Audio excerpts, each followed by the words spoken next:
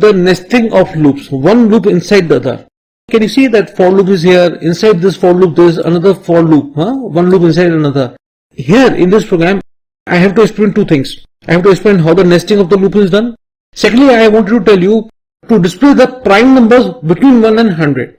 So 1 being the prime number, I have already displayed 1. So now I have to compare from 2 till 100. Okay. So value of I is 2 in the first round. Prime variable is initialized to true. J loop from 2 till I is 2. See, this for loop will not run at all. Because to make this loop run once, this value I has to at least 3. Because see, loop will terminate on reaching this range. Because I is 2, so the loop is terminated. So control will come over here. Is this logical expression true? Prime is true. Okay, so it will print I. That is 2 will be displayed. So 1 is displayed, 2 is displayed. The for loop will increment, it will become 3. Prime is true. The for j, it will go from 2 till 3. That means it will run for once. 3 divided by 2, modulo operator used, remainder is 1. So assigned to num variable, is num equal to 0? No.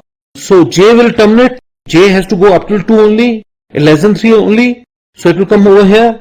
Is prime true? Yes. Print I. So 3 is displayed. The value of I will increment to 4. Prime is true. J will go from 2 up till less than 4, that is 3. The value of j is 2 in the first round. I is 4. 4 divided by 2, remainder is 0. Is num equal to 0? Yes. The boolean variable prime has become false. But break, the for loop will terminate. So it will not execute this if statement. Control will come over here. The value of I will be incremented and then for loop will execute from the next iteration. So the value of I will become 5. So 4 was not displayed. 1, 2, 3. Now 5. So again the value of 5 will be divided by 2, 3 and 4. If it is divisible, value of prime will become false and the loop is terminated, nothing will be displayed. If it is not, then it will be displayed. So this is how all the prime values between 1 and 100 are displayed. So let's run this.